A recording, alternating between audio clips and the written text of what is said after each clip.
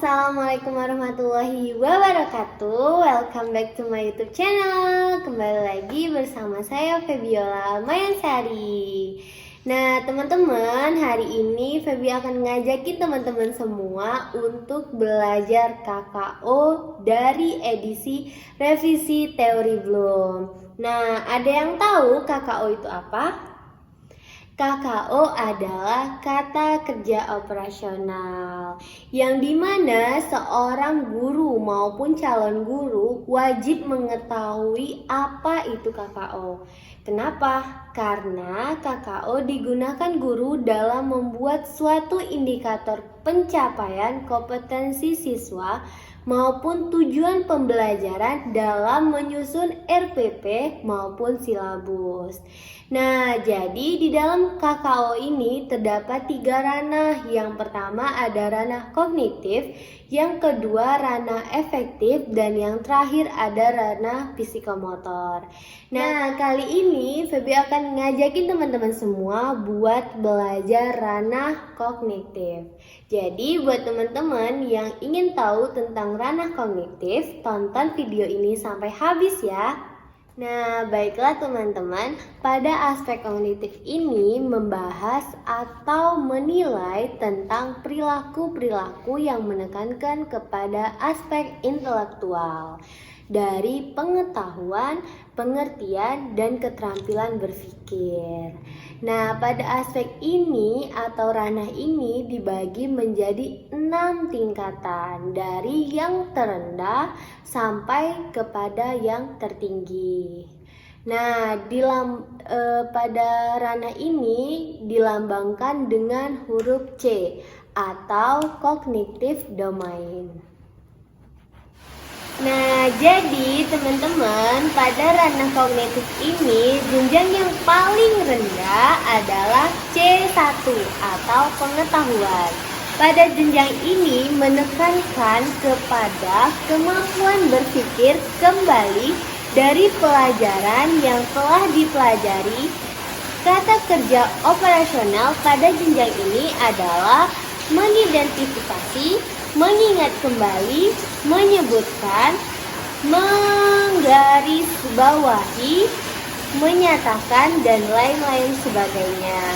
Nah, contohnya seperti ini. Di dalam silabus terdapat indikator seperti siswa mampu mengidentifikasi tentang bentuk-bentuk benda padat. Nah, jadi teman-teman, pada jenjang yang kedua yaitu C2 atau memahami.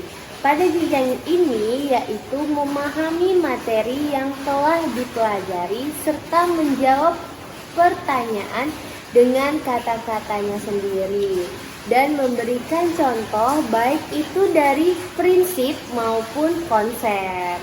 Nah, jadi kata kerja operasional pada jenjang ini adalah menjelaskan, mengartikan, menginterpretasikan, menceritakan, menampilkan, memberikan contoh, menyimpulkan, dan lain-lain sebagainya.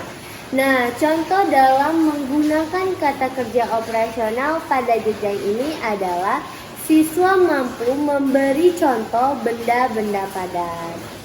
Yang ketiga yaitu C3 atau menerapkan. Pada jenjang ini diartikan pada kemampuan menerapkan informasi pada siswa, di mana peserta didik mampu menerapkan pemahamannya dengan cara menggunakan secara nyata. Nah, peserta didik mampu menerapkan konsep dan prinsip yang ia miliki pada situasi baru yang belum pernah diberikan sebelumnya. Nah, kata kerja operasional pada jenjang ini adalah mengimplementasikan, menggunakan, mengkonsepkan, menentukan, memproseskan, mendemonstrasikan, menghitung, dan lain-lain sebagainya. Nah, contoh dalam menggunakan kata kerja operasional pada jenjang ini adalah siswa mampu menentukan benda-benda padat. Nah, teman-teman, selanjutnya pada jenjang yang keempat, C4 atau analisis. Pada jenjang ini adalah kemampuan menguraikan suatu materi menjadi komponen-komponen yang lebih jelas. Peserta didik diminta untuk menguraikan informasi ke beberapa bagian, menemukan asumsi, membedakan pendapat dan fakta, serta menemukan hubungan sebab dan akibat. Kata kerja operasional pada jenjang ini adalah mengorganisasikan, mendiagnosis, memerinci, menelaah, menyeleksi, membandingkan, dan lain-lain sebagainya.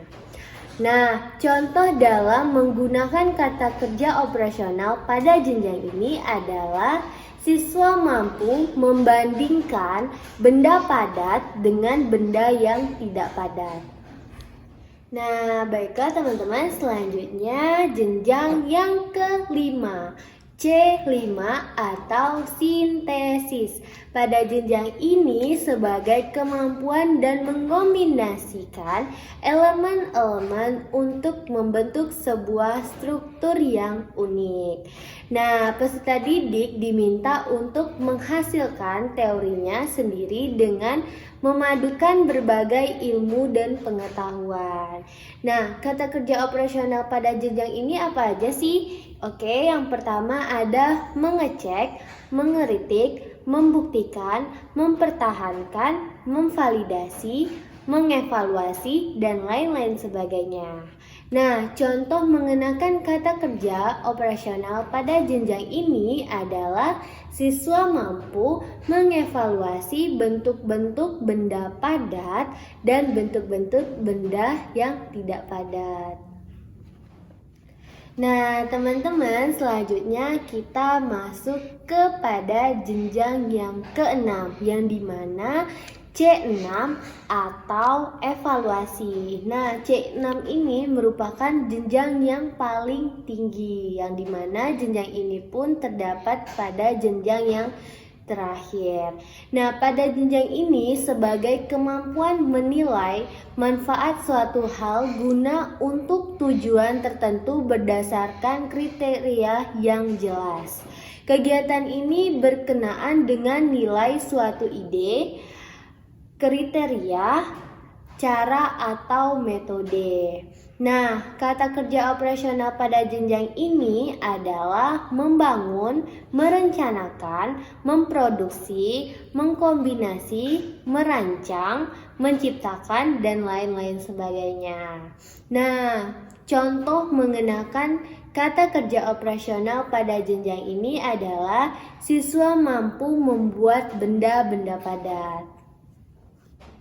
Nah, baiklah teman-teman, pelajaran kita cukup pada hari ini. Semoga teman-teman semua dapat mengerti kata kerja operasional atau KKO dalam ranah kognitif. Nah, semoga video ini dapat bermanfaat untuk teman-teman semua. Oke, see you. Jangan lupa untuk like, comment, subscribe, and share ke teman-teman kalian agar kita bisa belajar bareng. Bye. Assalamualaikum warahmatullahi wabarakatuh.